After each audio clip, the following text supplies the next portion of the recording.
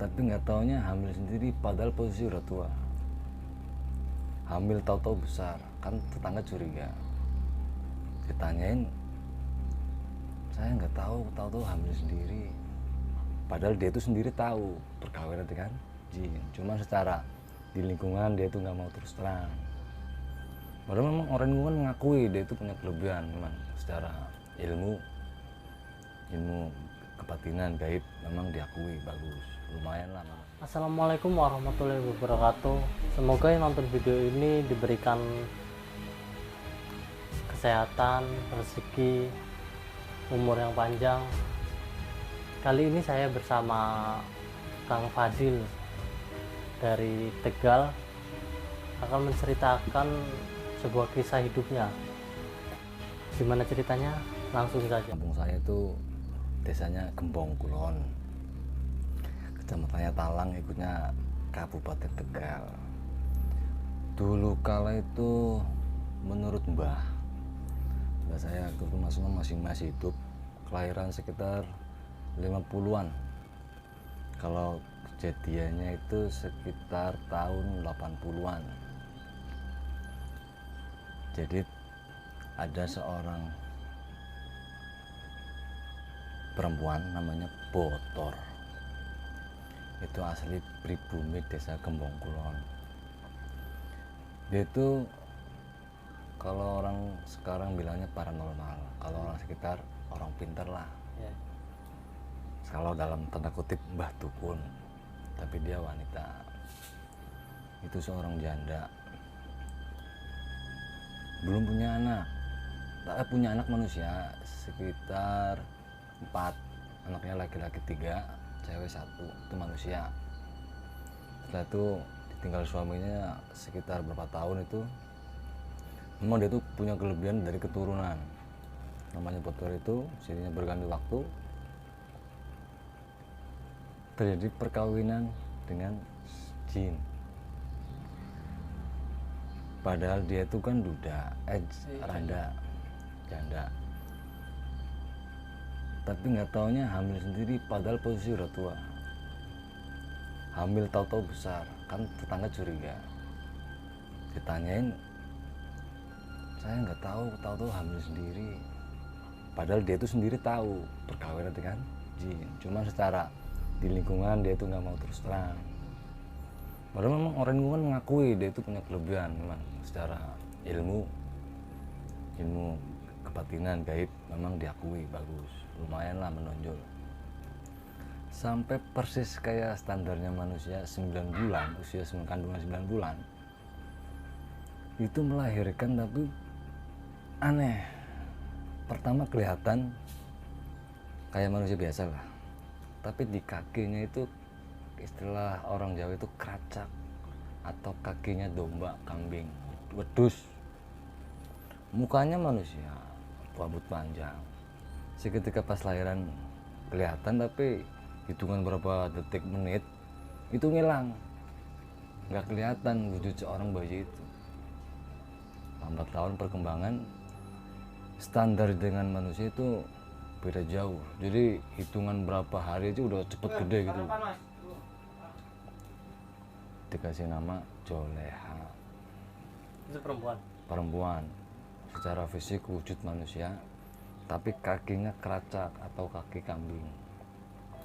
Sebenarnya nggak nakal, cuman kalau ada orang tamu atau penduduk situ punya niat jahat, pasti diganggu. Singkat cerita, setelah sampai ya pertama-tama sih satu penduduk desa itu gempa, takut.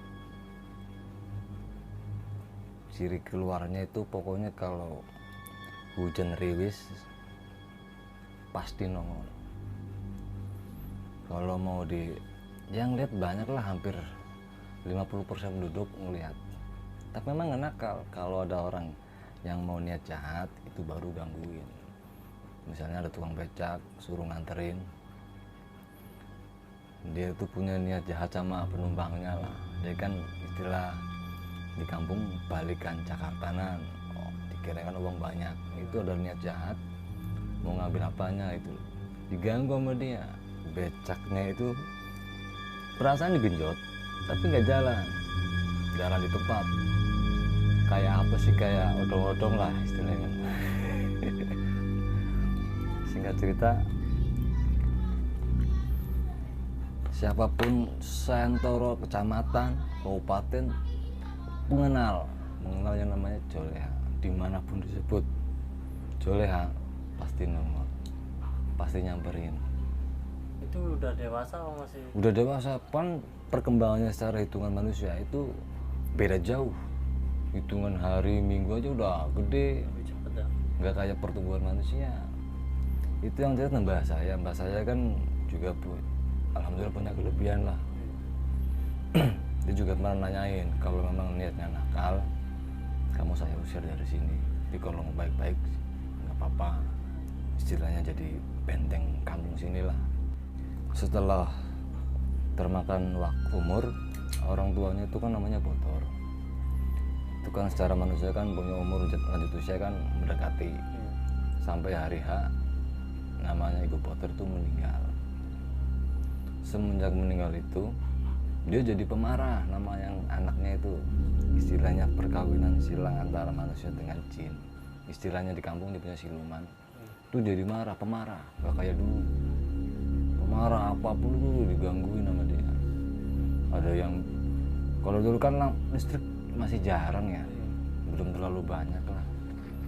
Jadi nggak taunya ada bunyi-bunyi apa, pokoknya iseng jahil, nakal pokoknya.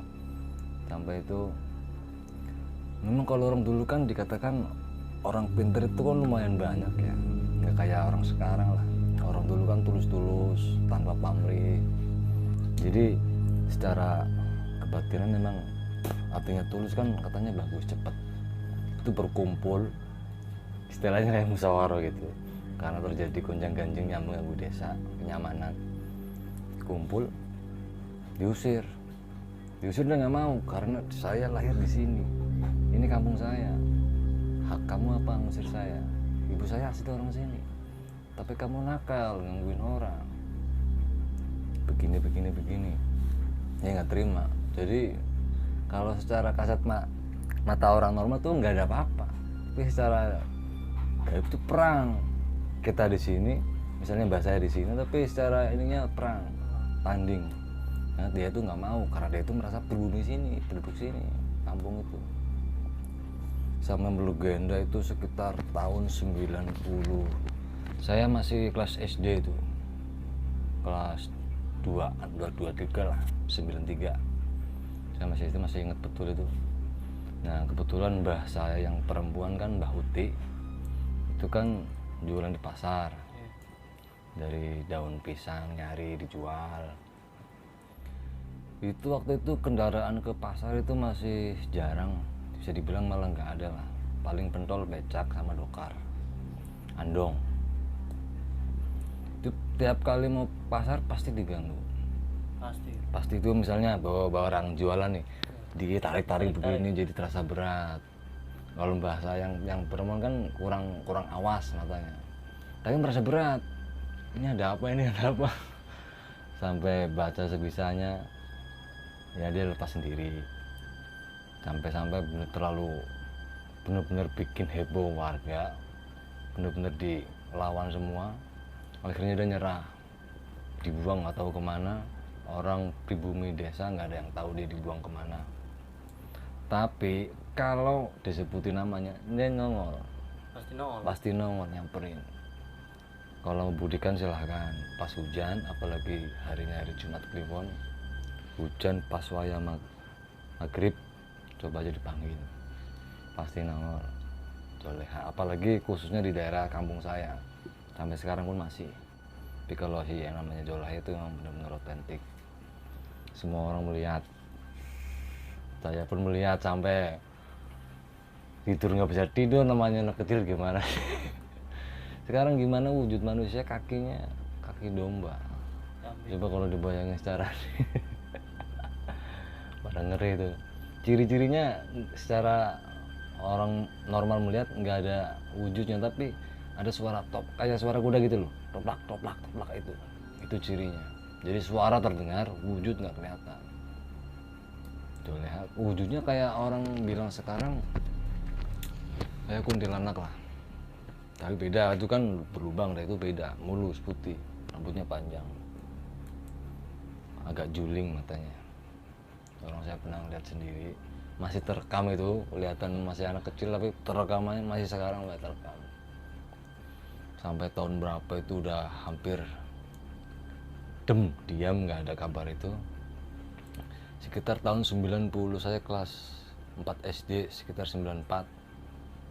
Nggak tahu, terusan saya sekolah di SD Gembong 1, Gembong Kulon 1. Di belakangnya itu sekitar itu masih persawahan semua. SD 1, SD 2 itu berdampingan. Namanya anak kecil kan mainnya bebas di sawah, di mana ngapain pas istirahat sekolah itu. Nggak tahu kenapa itu saya kencing di sawah terus terang itu. Saya masih ingat ke sawah. Pas pulang sekolah nggak tahu saya panas dingin, meriang. Sampai dibawa ke dokter, secara medis tipes. Tapi secara gaib menurut mbak saya itu kena apa sih itu, ngencingin pakaiannya secara gaib. Jadi tersinggung, marah. Makanya saya dibilang diselentik. Saya itu berapa bulan itu enggak sebentar, itu lama saya sakit. Sampai sekolah itu mau mendeo saya lah, terlalu lama izinnya. Tapi mbah saya gimana caranya ngomong minta tolong. Jadi saya itu waktu itu ikhtiarnya secara medis ya dirawat, secara batin pun ya nggak tahu, itu penglihatan itu semua kampung itu lautan kan warna biru, itu bukan biru, merah, lautan darah, berjejer kapal banyak. Kapalnya kayak kapal zaman dahulu lah, kayak kapal pinisi itu, kapal kayu. Tapi suasana itu mencekam, suasana itu gelap pokoknya lah, nggak kayak dunia normal yang terang, nggak, itu gelap. Sampai saya lihat paling ujung di puncak itu seorang nenek-nenek bawa tongkat, rambut putih. Kalau di istilah di perfilman sinetron mak lampir mirip, tapi nggak tahu itu mak lampir apa siapa. Yang jelas itu yang mengancam, itu istilahnya mungkin presidennya mungkin ya, itu yang mengancam saya segala macam omongan. Udah terlalu kamu menginjak harga diri saya ini, kamu harus minta maaf, kamu harus menyembelih kambing 2 ekor, mintanya begitu. Saya sampaikan ke mbah saya yang laki-laki, mbah Kakung.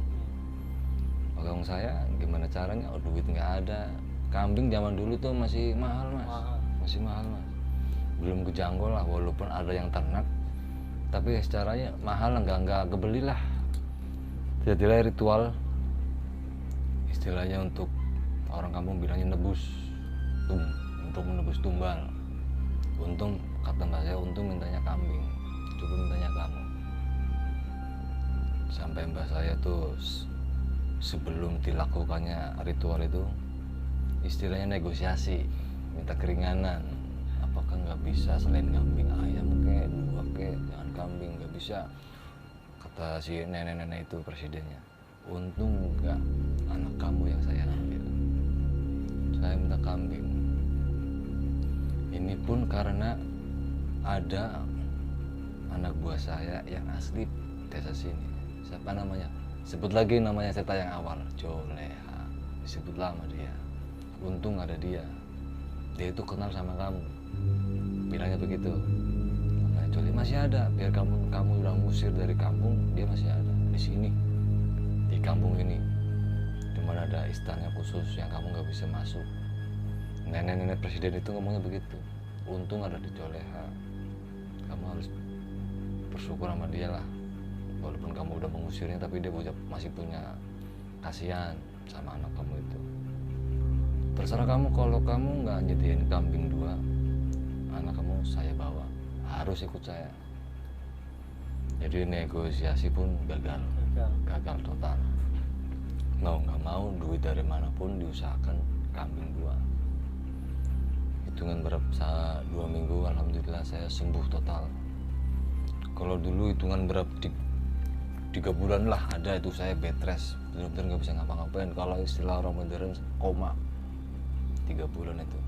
Cara medis padahal detek cuma sakit tipes.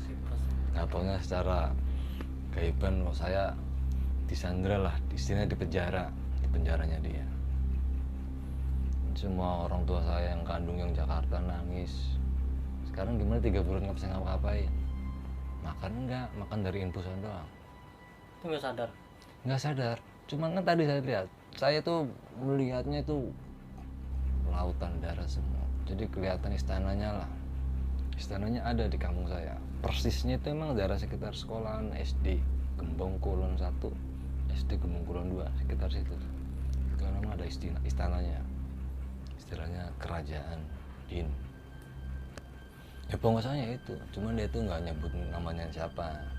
Kalau saya bilang nenek-nenek pegang tongkat, nggak taunya pas tahun berapa itu muncul sinetron Malampir. Oh ini nih. Itu. Mirip. Jadi ingatan saya itu masih benar-benar nempel. Oh ini nih orangnya nih. Mbak saya bingung, siapa itu yang dulu menjarain saya ini waktu kecil. Mbak saya baru, oh merinding ini. Jadi itulah sekilas istilahnya kalau emang secara dunia gaib itu memang nggak bisa dinalar ya, nggak bisa dilogika. Balik lagi ke rukun perintah Tuhan, rukun iman itu harus mengakui adanya yang gaib. Jadi kita sebagai manusia, sebagai orang tua, sebagai apalah, kalau punya saudara, punya anak, kasih nasihatilah yang baik-baik. Masalah berkelakuan di luar itu yang hati-hatilah, karena kita itu hidup bukan cuma manusia doang, ada alam lain yang mungkin kita nggak bisa tahu. Mungkin menurut kita baik, nggak apa-apa sopan, tapi kan menurut dunia lain belum tentu. Dikiranya kita kurang aja. Ya tadi kisah saya tadi kecil lah, persis. Saya itu niat kencing biasa. Cuma nggak taunya saya malah ya kan bikin bener-bener permusuhan istilahnya, perang.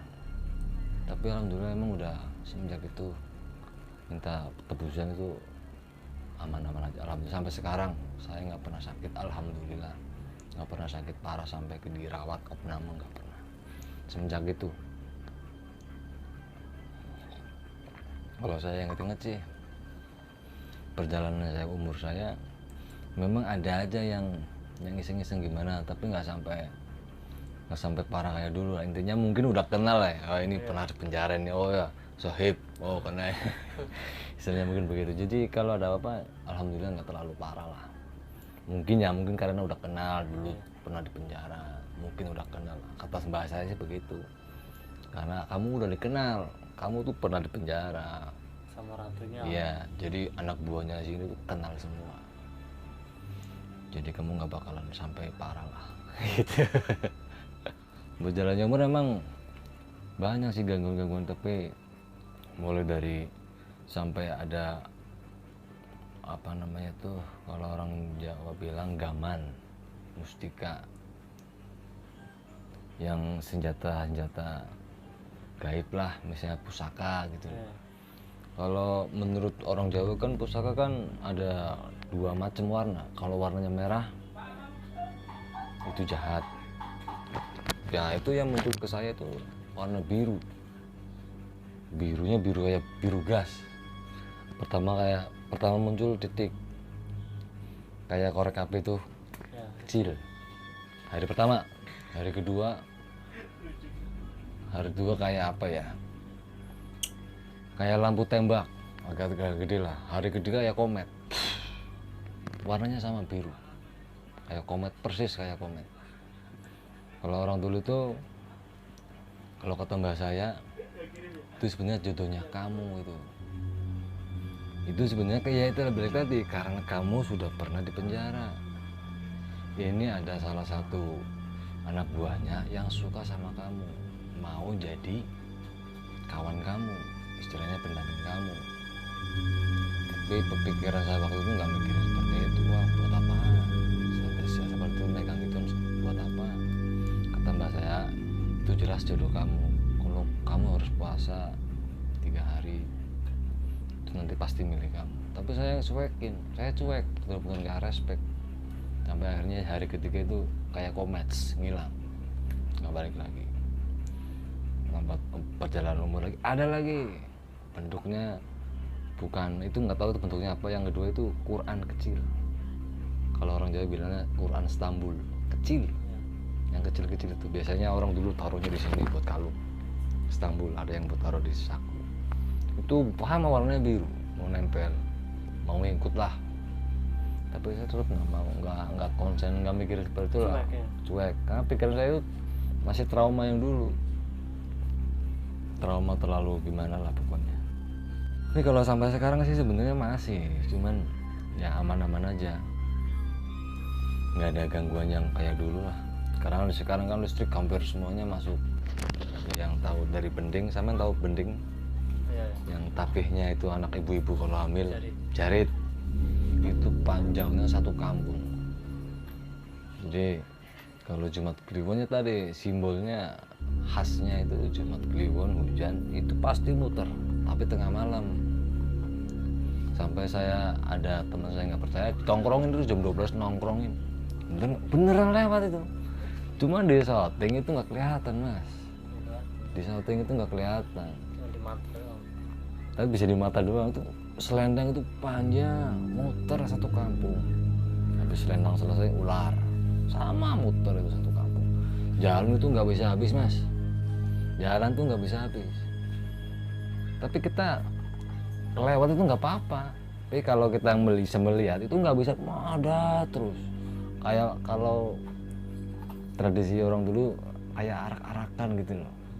Arak-arakan itu lah ada acara apa gitu loh. Kalau saya namanya kayak arak-arakan, kayak ada pesta apa gitu.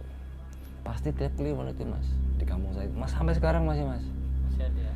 Pasti, tapi kalau Jumat Kliwon hujan, tapi pasti tengah malam, nggak sore, tengah malam pasti. Jam-jam 1. Ada lagi yang bentuknya ini kayak ada yang melihatnya itu gulugu, ngerti gulugu ke pohonnya kelapa. Ada yang melihat itu ular, bukan pohon kelapa, padahal ular. Tapi ada yang melihat itu pohon kelapa, tapi panjangnya itu mengintarin desa kampung rata sampai ketemu kepala ular, sampai ketemu ekor. Berarti kan panjangnya seberapa itu mas? Istilahnya orang dulu panjangnya nggak terhitung gitu. Tapi sekarang mah aman-aman aja sih. Yang penting kita jangan, ya itu tadi balik lagi, ajarin lah saudara kita, teman kita, anak kita berkelakuan yang baik, sopan. Kalau bisa maaf jangan jauh dari norma-norma agama. Seburuk apapun kita, nggak sorot nggak apalah, tapi kalau kita punya adab insya Allah ya selamat. Yang penting kita itu punya, kalau orang Jawa bilang unggah-ungguh. Ya udah, harus yakin lah, itu kan bagian dari rukun iman. Kalau masalah gaib, iman kepada yang gaib itu udah perintah. Jadi mau nggak mau ya kita memang harus hidup berdampingan. Istilahnya dia orang yang gaib melihat kita, dia merasa apes, kita melihatnya apes juga, sama nasibnya sama. Jadi gimana caranya kita bersikap lah, beretika, bersopan santun. Sopan bukan hanya sama manusia, ya sama yang gaib pun harus ada istilahnya adabnya lah. Jadi jangan sembarangan. Kita udah dibekali segala sesuatu diawali dengan Bismillah, ya cobalah Bismillah. Syukur-syukur ada Al-Fatihah. Terima kasih sudah menyaksikan video ini. Semoga kita bisa mengambil hikmahnya agar bisa buat pelajaran bagi kita.